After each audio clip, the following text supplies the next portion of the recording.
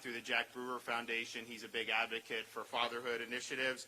We have Glenn Gilzin, President and CEO of the Urban League of Central Florida, Secretary Eric Hall from Florida Department of Juvenile Justice, Mark Merrill, President of Family First, and then we've got a lot of representatives and senators, Representatives Altman, Latvala, Beltran, DeSigli, Bush, Senators Bean, Boyd, and Burgess, and I think, and Representative Ralph Masulo. So I want to thank all of them for their great work on this initiative. If you look over the last many decades, one of the worst social trends has been the decline of fatherhood. And we do have, in many instances, a fatherhood crisis in this country. The fact of the matter is, when you take kids that do not have a father present during their upbringing, the chance of them dropping out of school, getting involved in trouble with the law, having other difficulties increases dramatically. And I think it's been very, very obvious that when fathers are present, when they're serving a productive, helping to keep their kids in line when they're not, it makes a real impact. And if you look at the statistics, 90% of homeless and runaway children did not have a father in their home. 70% of high school dropouts did not have a father in their home, and 60% of youth who commit suicide did not have a father in their home. And I think if you look at other bad indicators, I think you would see a correlation with the lack of fathers present in the home as well. It should be obvious that this is something that's very important. I mean, I can just tell you it's something that is incredibly important to me. I mean, I've got two of mine here. Madison's 5, Mamie's 2. We've also got a middle child, our son Mason. And my wife and I, this is our #1 priority, but just particularly as a father, it's something that I feel blessed to be able to do it. And it's something that I work very hard at.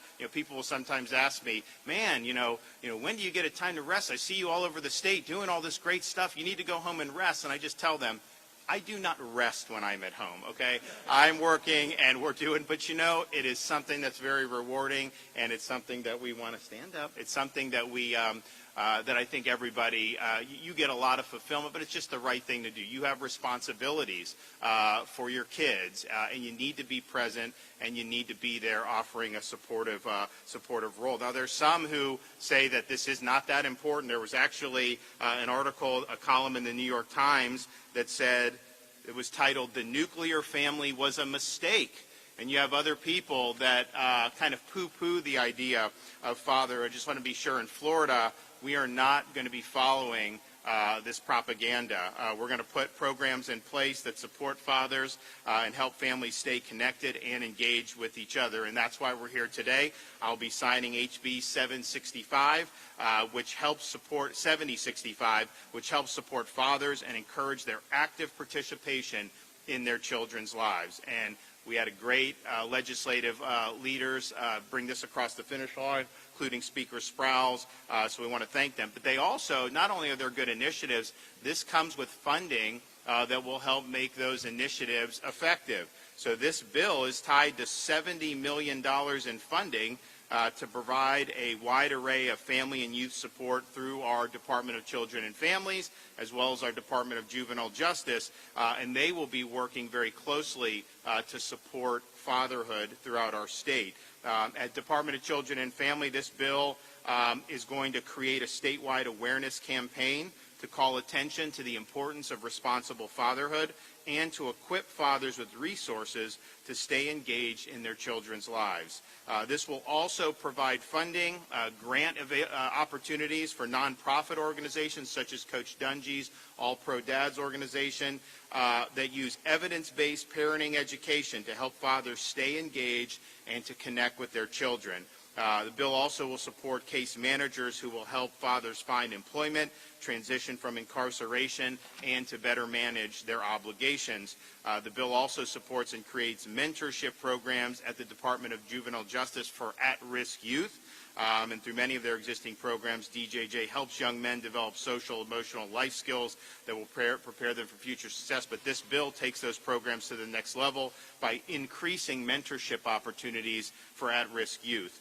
For many of these youth, their mentor may be the only father figure that they have. So I look forward to seeing both Secretary Siobhan Harris as well as Secretary Hall make the most of these programs as they launch over the coming months. And so we're proud to do it. What we're going to do is, because I don't know how much longer I'm going to get the cooperation, so we're going to do the bill signing, and then we're going to hear from a number of our great guests today. So, Mamie, you want to help? Come on. You can hand me the pens? You guys crowd around. Mamie. Come on, baby. Come here. Come sit with Daddy. Come sit with Daddy. Help me out. All right. Y'all get right. Come get close. And I'm done. Will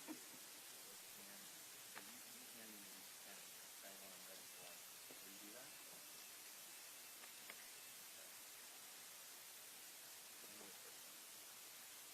Okay, what's today's date? 11?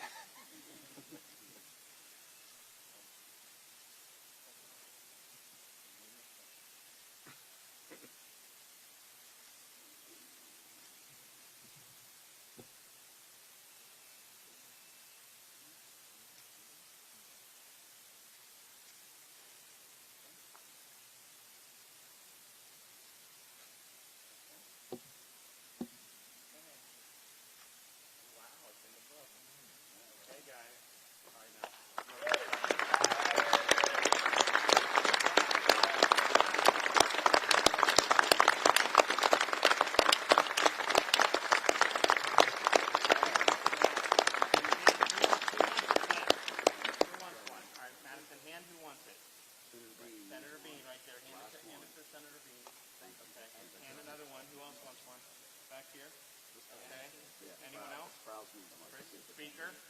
Hand it to the speaker. Okay, hand it to the speaker. Hand it to the speaker. Okay, one more. Coach Dungy. All right, very good. Good job, guys. Hey, clap. Clap it up.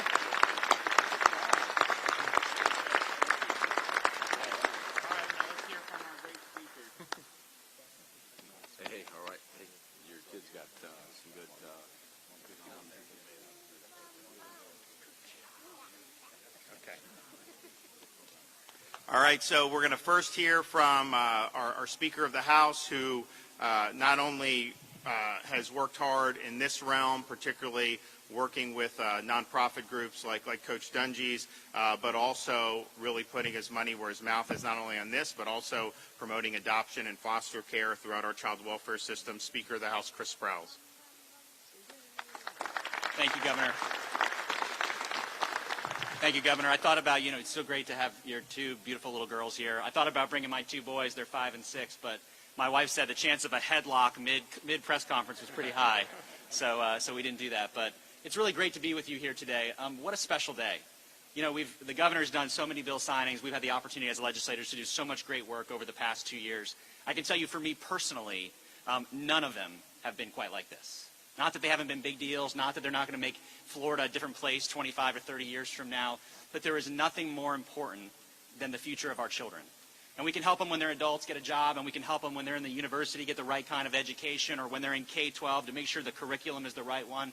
But the reality is, if you started life behind, it's hard. It's hard. The governor and I and so many people here were so blessed to have, two parents who believed in us, who believed that we could accomplish anything. But there's so many children who will go to bed tonight with an absent father, wondering where their father is, or why they weren't at their baseball game, or why they weren't engaged in their life. And as the governor said, if you look at every social study there is on this topic, whether it is suicide rates, or depression, or dropping out of school, everything that you can think of, mass incarceration, one of the greatest common factors that unites those people is an absent father in their life, and an absent father in their home. In 2019, when I was designated as the next Speaker of the House, I talked about this issue in my designation speech and said that we were going to tackle it. At the time, I didn't know how that was going to happen. I didn't know how that was going to happen, but I knew that we had people, those standing behind us, Governor DeSantis, folks like Representative Thad Altman, Senator Bean, who put their minds to work to figure out what would be the best way and the greatest way for Florida to be the leader in the nation in tackling the fatherlessness crisis that plagues our communities. And they found a way. And the best way that we can do that is by lifting up organizations inside of our community who are doing this great work. You know, just a few of them that are here today, you know, All Pro Dad with Coach Dungy, Mark Merrill. They have community groups inside your K through 12 high schools. They host breakfasts and derby car races and anything that they can to engage fathers in the lives of their children. But the most important thing they do is they have this moment where they have the dad put their, or the male role model, put their, you know, arm on the shoulder of a child and say, I'm proud of you. I'm proud of you that you're working hard in math. I'm proud of that you tried hard at baseball. There's something that you did this week that I think is meaningful, and I'm going to speak into you. There's organizations like Man Up and Go. Jason Clement, who's one of the founders, is here today, who are lifting up dads and male role models in communities. Not everybody's going to have the opportunity to have their dad engaged in their life, but they might have an opportunity to have a stepdad or a foster parent or adopted father or a male role model in their community or a local business owner who can lift them up. And that's the work that folks like Man Up and Go are doing. Jack Brewer is here with his foundation, and Jack has been probably one of the leaders in the nation, along with Coach Dungy, of using their talent and their fame to lift up fathers and to lift up this crisis throughout the country. This bill will pour $75 million a year into organizations like the ones behind us who are doing the great work of connecting fathers, to equipping them with the tools to help raise their children. Senator Bean, Representative Altman, and the members of the legislature who worked on this bill, this is the kind of thing that is going to change the lives of children throughout the state of Florida for generations to come. Governor, thank you for being a leader on this issue. Thank you for your passion for this issue. And thank you all for being here today.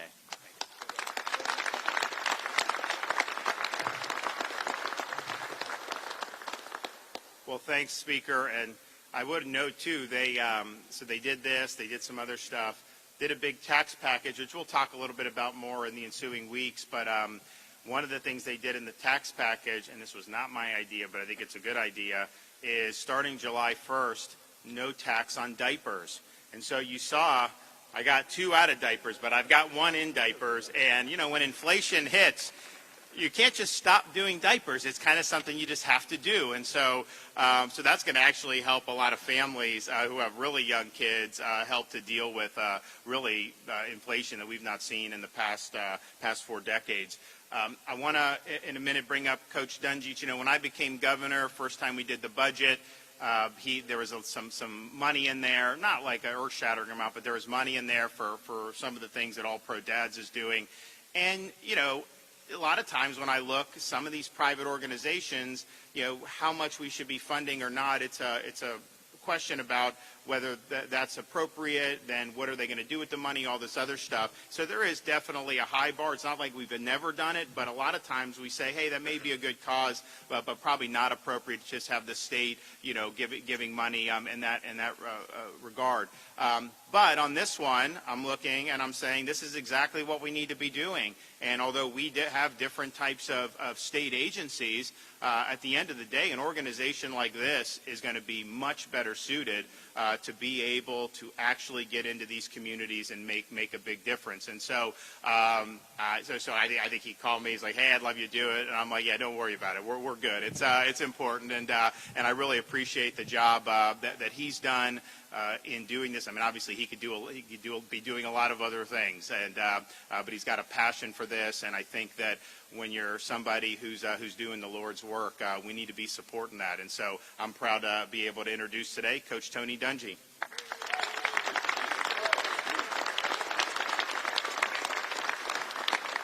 Thank you, Governor, and thank you, Speaker Sprouls. Thank you for this bill, first of all. This is going to be tremendous and be such a big help to fathers in Florida, agencies that support fathers in Florida. But I want to thank you for your example, bringing his girls out here today. It just reminds me, because this is kind of my field, and I used to bring my kids out here to work. And it was something that was important, so they could see where Dad is, be where Dad is. And my good friend Clyde Christensen is over there, and he can remember a story. Our first game in Jacksonville in 2002, my son Eric was 10 years old, and he came with me, they had a rule that you had to be 18 to be on the field. And so the security man came and said, you're going to have to take that young man off the field. And I said, boy, that would be a shame that we don't have a game today, because if he goes, the rest of the team is going. And the security guy looked at Clyde and said, he's not serious, is he? And Clyde said, yeah, I'm afraid he's pretty serious. So if you want to have a game, you better let his son stay out here. That's an example. That's how important fatherhood is to me. I think the governor just demonstrating that today is awesome. I knew it was important. I had a dad who was around me all the time and supported me, and I thought everyone was like that. I got to my job in the National Football League, started interviewing our players, and I began to understand not everyone had that same blessing that I had. It really got driven home to me my first year here in Tampa when I got the job. Legendary man here by the name of Abe Brown. Many of you here know the name Abe Brown. He had a prison ministry. He wanted me to go with him.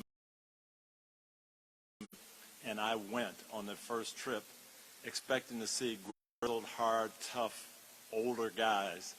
And what I met were 19 and 20 and 21-year-old kids that looked like my boys. And I remember driving home from that trip and asking Reverend Brown, how do those young boys get here? And he told me, it's not socioeconomic, it's not racial, it's not education, it's none of that. 95% of these boys did not grow up with their dad. And that hit me. That hit me very hard. And shortly after that, we were able to start All-Pro Dad and really try to do what we could do to help. But I'll tell you what happened today in this bill.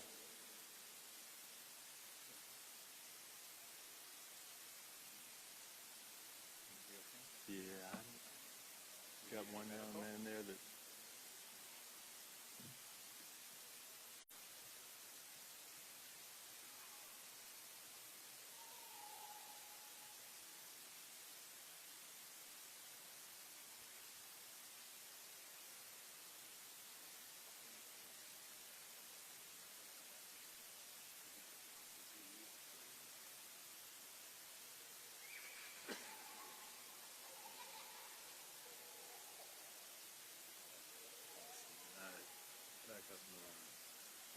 I think he's going to be okay. Yeah. That's a good sign, yeah.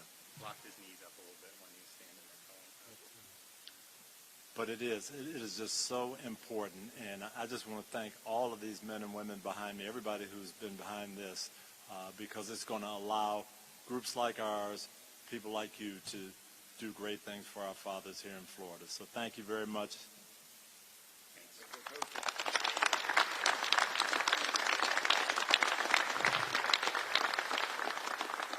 Okay, Jack Brewer, former NFL player, Jack Brewer Foundation.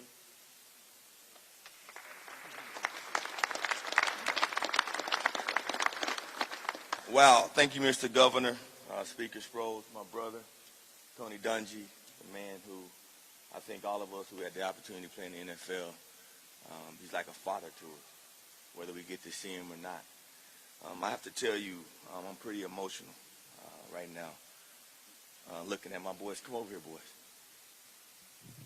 Some of these boys don't live with their fathers in their house.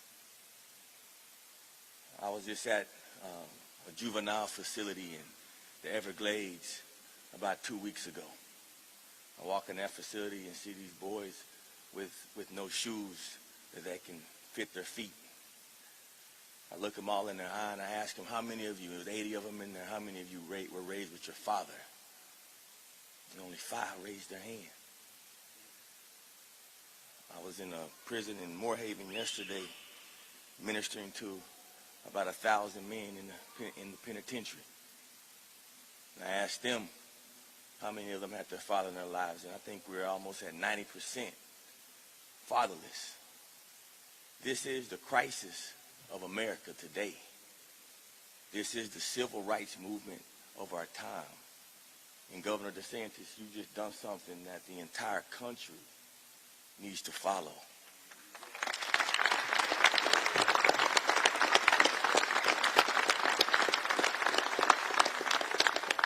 You know, I drove all the way here. We left at 5 in the morning. I was at a prison until 7:30 yesterday evening. I drove 4 hours here. I got my suit in the bag because I didn't make it in time to put it on. But when I got up here, I said, you know what? I'm a dad. I'm a coach. I'm a father to these boys. I look like a father right now, right? I don't want no tie on right now. Do I have a tie when I'm coaching you? All it takes is what? All you got. All it takes is what? All you got. All it takes is what? All you got. What's 1 Timothy 4 and 12? Don't let anyone look down on you because you are young, but set an example for the believers in speech, in conduct, love, faith, and in purity. We can do this. Give them a round of applause.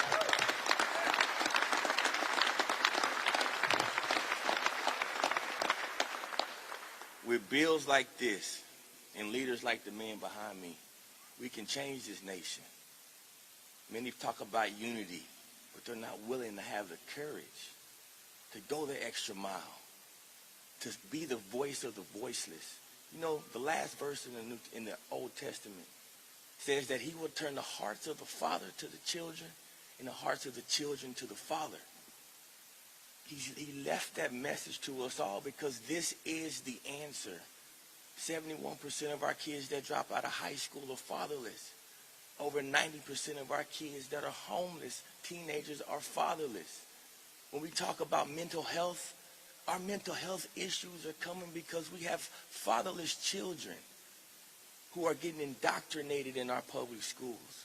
We talk about CRT and all these other things. Those are not our issues. Our issues are we are indoctrinating kids that don't have a sound household. And so this bill is changing all of that, but this is a spiritual battle, and they cannot be fought with flesh and blood.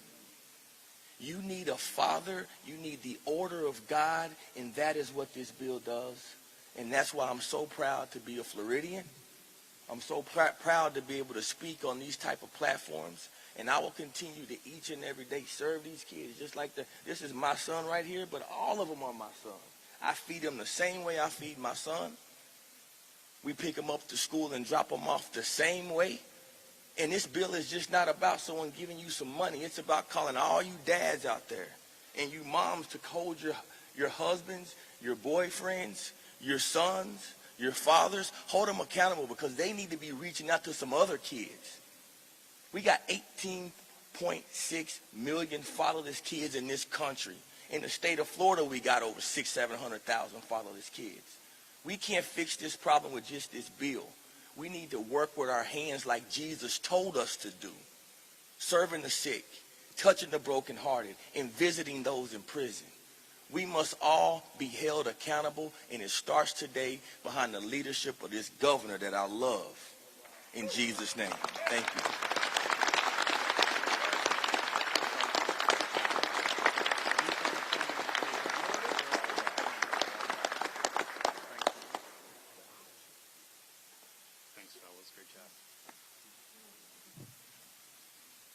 Well, thanks, Jack, for all you're doing. You can see it makes a difference. Okay, Glenn Gilzin from our Central Florida Urban League.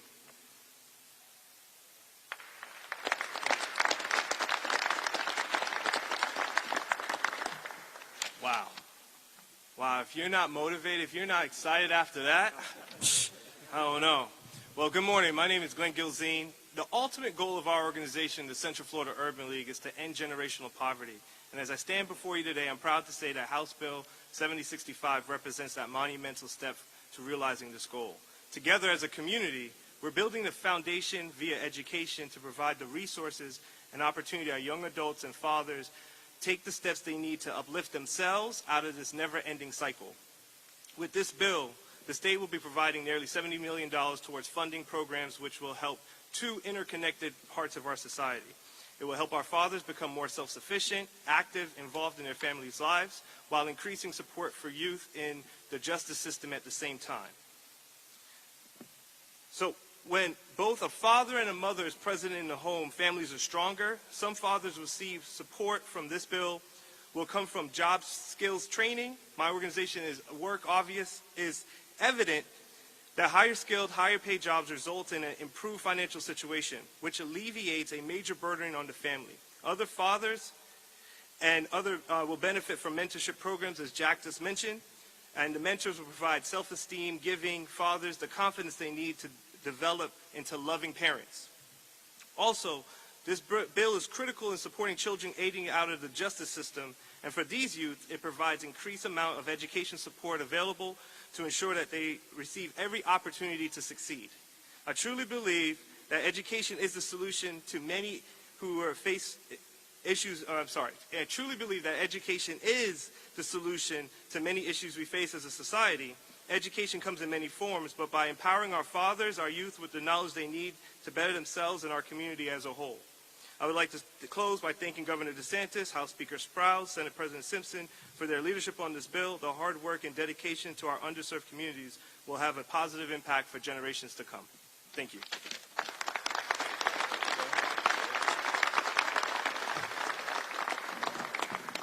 Okay, DJJ Secretary Eric Hall.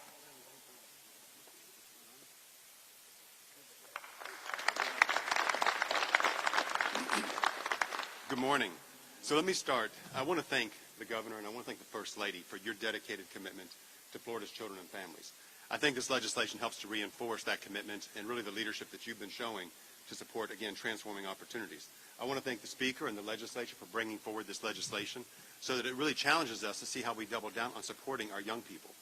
You know, with this legislation where we can provide supports for fathers, building their capacity today to help transform opportunities for their families, while also building the influential opportunity to transform future fathers and families, this is going to go a long way. So I look forward to being a partner with our colleagues at the Department of Children and Families and serving with Secretary Harris and her team so that we can implement this, not just well, but implement it with urgency to help transform those opportunities in ways that this state is just, again, ready for, and it's going to create unbelievable opportunities. You know, listening to the stories earlier, I'm fired up because it challenges us to go back and do this work well. I will say this, at the Florida Department of Juvenile Justice, we serve on any given day about 28,000 youth. The great majority of those youth are in our local communities and doing unbelievable things. At the same time, we have some youth that have had some missed opportunities, and they're in our residential programs. And what we know about some of those trends is that roughly 80% of the youth who are in our residential programs are coming from families who have household incomes less than $35,000. This legislation is going to help empower fathers and build supports around them to strengthen their work and their opportunities for a credential and a career that helps move them into middle to high wage career opportunities, transforming some of those cycles. The kids in our residential programs, we also know that over half are coming from single parent homes. And many of those same families have about 43% of those families, the kids are coming from homes where there has been family history of incarceration. We've heard that over and over this morning from our speakers and our colleagues and our supporters of this work. We can disrupt those cycles and change the trajectory of, again, of fathers today and families today, and preparing the families and fathers of tomorrow to do unbelievable things. And so, again, humbled and honored to be a part of this work. And I can tell you, you know, as a father, and I have my kids here with me, it is the greatest gift in the world to see your children grow, excel, and achieve. And we want that for all fathers. We want that for all families because, again, it changes the trajectory of lives. It changes the trajectory to have upward mobility and self-sufficiency. And to me, I go back in our world-class, you know, state colleges and university system, and we do that collectively by supporting our fathers. We're going to continue to lead the nation in so many ways because of work like this. So again, I'm humbled and proud to serve. Governor, thank you. Legislators, thank you for your leadership in this, and also our community partners that bleed this work day in and day out, supporting our young people. So thank you. All right.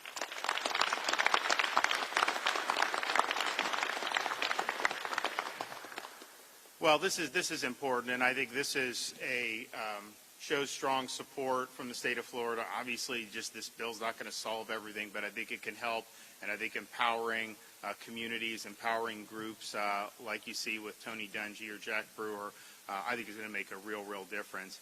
There's a lot of issues that we deal with, but if you could snap your finger and just say you want one thing to happen, which government couldn't do, but if we just snapped our finger and every single child in Florida had both parents present, that would be revolutionary, and a lot of the problems we see as kids start to get older, you would see a dramatic decline. And so this has huge ramifications for someone's ability to be able to realize their God-given potential.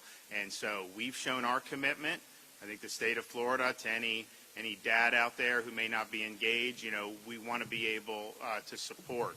We've got programs, we've got community groups and nonprofits that want to be there to help. And so we're putting our money where our mouth is. We're here showing the importance of this, but you've got to be willing to do the right thing and be present in your child's life.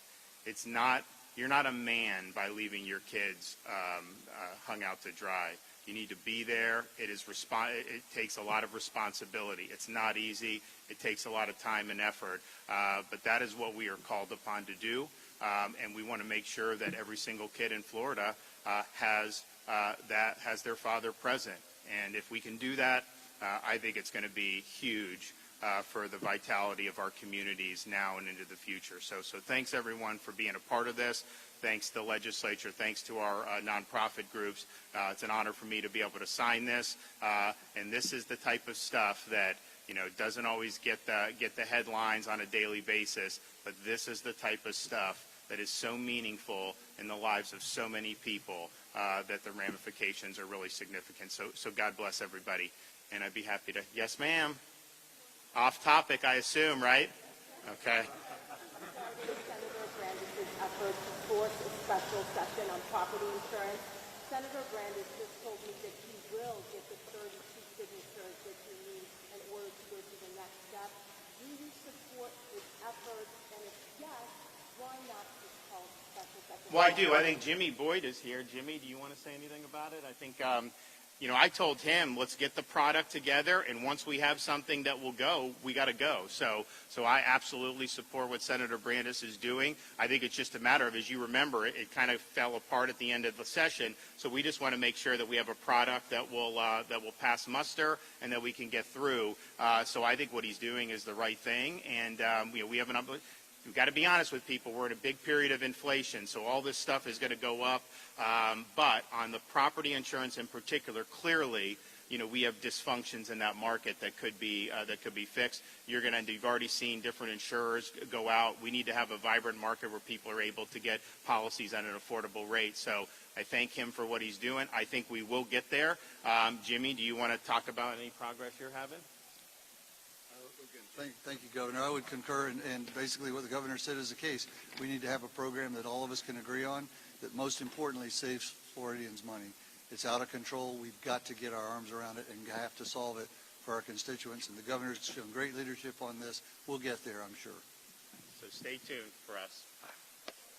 Yes, ma'am. About outside of the work that you've done in Tallahassee, outside of you being a father yourself, kind of talk about the community work that you've done, kind of whether volunteering or anything like that to help in the push for fatherhood. Yeah, it's interesting. When I was a lieutenant in the Navy, I was stationed at Naval Station Mayport, and I was involved in the Big Brother program. And so I had a youth from Jacksonville, and his father was incarcerated. And so obviously there were things that happened that led to that.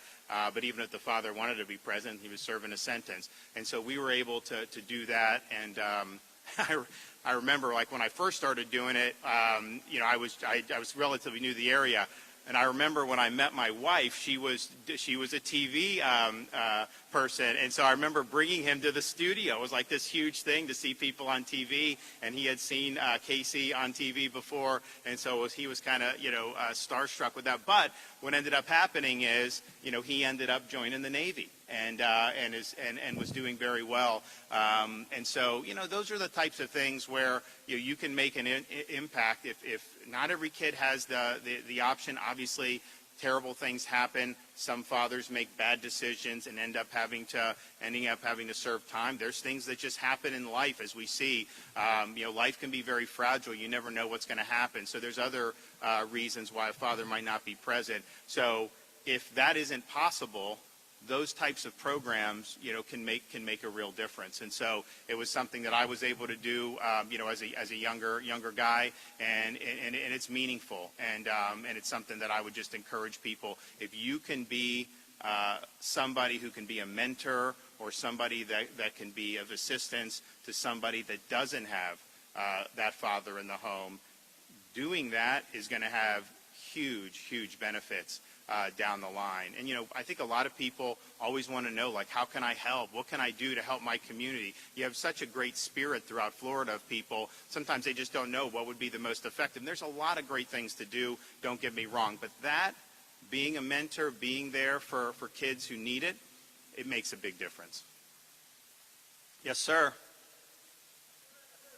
Governor, if there's any specific ways that we can support Coach Brewer's ministry and program? Yeah, I mean, he's going to be eligible now to get grants from this program. And so, and that's the thing. I mean, I think it's a really smart thing what they did. On the one hand, there would be some times where the legislature will actually just want to earmark money directly to a private group. The problem is like, okay, you're going to pay salaries for some group. It's like, well, shouldn't you be doing that? So sometimes we have to veto those. And actually, probably most of the times we do that just because it's getting us a little bit off kilter about what's government and what's private. But in a situation like this, we have the program. They can apply for grants. And they are already in this game, and they're going to be able to, I think, administer those funds more efficiently than if we ran it all through DCF or DJJ. And so I think it was a smart thing what they did to harness the good work that's already been done. And I think this will be effectively a force multiplier for a lot of these groups. And so whatever they've been able to do, which has been great, they're now going to be able to do more going forward. Yes, sir. Sure. Yeah. It's an amazing thing, the funding of these small private schools, our ability to take children who are Title I students, to bring them into our school. There's not a lot of red tape in order to become like a leader within that school. I'm able to model black leadership so that the young students, these students, again, they be in the free lunch program. They be in schools, some of the public schools in the low-income areas are challenged. But them being under our auspices, we're able to have a direct impact. As a father, I'm able to have a direct impact over a bunch of kids because of your policies. That family empowerment scholarship, unbelievable. Yeah. And I'm hoping that statewide leaders would take the initiative to go ahead and start some of these micro schools, these smaller private schools, and have an impact on these young lives. Because it's happening at our school because of you, Governor. I appreciate you. Oh, we're happy to do it, I think. I think we've really been committed to the idea that, we want to empower parents with the ability to direct the education of their kids to the fullest extent possible. And, you look at people, you go down certain neighborhoods here, very, very nice. They're going to be able to do it. Obviously those parents have choice. But if you talk about some of our low-income parents, you talk about, quite frankly, the absence of fathers. A lot of times you'll have single moms who are having to work and then also have to raise kids, and it's a tough juggling act, and they may not have the financial wherewithal to go to the school of their choice. And so this scholarship basically lifts them up and gives them the same choice that people who are maybe higher income would have, and I think that's been a great thing. I think it's encouraged entrepreneurship within the educational realm. I mean, you're talking about not just private schools. We've seen a lot of charter schools and that movement. About doing things that are unique that a big school district just may not have the flexibility to do. And so parents can choose that or they cannot choose it. But I also think that the fact that Florida's a choice state has lifted up the school district's performance too. We were just ranked in the latest Education Week rankings #3 for K-12 achievement. I can tell you, I went to school right across the bay in Pinellas County, and Florida was not considered in the top at that time at all. And we've done a lot. And, I've been somebody that is really been supportive of school choice and empowering parents. But I also understand, because I went through, most people are going to go to their local school that's in the school district. So we've done things like have the largest teacher pay increases that we've seen in a generation in the state of Florida. We did $1,000 bonus for every principal and teacher in 2021. We had $800 million in teacher salary increases categorically in the budget this year. We've been able to expand apprenticeships, do things for workforce training. I mean, you look at some of these kids that get these skills. Walmart just is doing $110,000 for the starting truck drivers now. So we've been doing things like that to provide opportunities across the board. We're proud of what we've done with the speaker's leadership on early literacy. The fact of the matter is, if kids are reading at grade level by grade 3, the chance of them succeeding academically is very, very high. if they're deficient by grade 3, the chance of them dropping out, not performing up to standards, those chances increase dramatically. You know, it's interesting. We have all these debates like you've seen recently about like, oh, you know, you got to be teaching kindergartners and first graders transgender, all this stuff. And I'm just like, you know what? We should be focusing on reading. We should be focusing on writing. We should be focusing on science and math and the key things that are going to be able to lift these kids up and let them realize their God-given potential. So we're proud of what we've done on early literacy. We want to make sure that the schools are equipped to be able to do. I know those books went out, right, with everything, so kids who can't afford are getting books sent to them. So we've done a lot on education, and a lot of it's on. And oh, by the way, our state university system's ranked #1 in the nation 5 years in a row by U.S. News and World Report. And part of why I'm proud of that is because we don't let them raise tuition. So you actually can afford to go to the University of South Florida or University of Florida or all these other schools without going $100,000 in debt. And I think that's very important because you have so many kids that were basically told just get a piece of paper, go as deep into debt as possible, and the seas are going to part for you. Well, that hasn't happened over the last generation, and that's been a millstone, I think, around the necks of a lot of our young people. So, yes, higher education in addition to the trades and all that, but it's got to be affordable. It's got to be something that you don't have to, the family doesn't have to go into the poorhouse just to get somebody through 4 years of a university. And so we've been able to do that. We're doing more. There's a lot of good stuff in this year's budget that we'll be talking about. We also had some higher ed reforms, which I think will make the system even better. And I haven't gotten that bill yet, but there's a lot of positive things that I've seen in that. So we're doing really the whole 9 yards. But yes, if we can go in and help, particularly low income, and it's not even, I mean, it's usually a single mother, usually has multiple kids. You know, let's let her make the best decision that she can, and not just say this is all you get. And I think when you empower people, you end up getting kids in the best school for them, and I think the results are better. And also, you know, when you guys are able to be more innovative, you know, some of the stuff is kind of the X's and O's of what academics is all about. For sure, it's important. But you have the ability to talk about God and character and things that really serve as the foundation of these young people. And there's parents that want that foundation for their kids.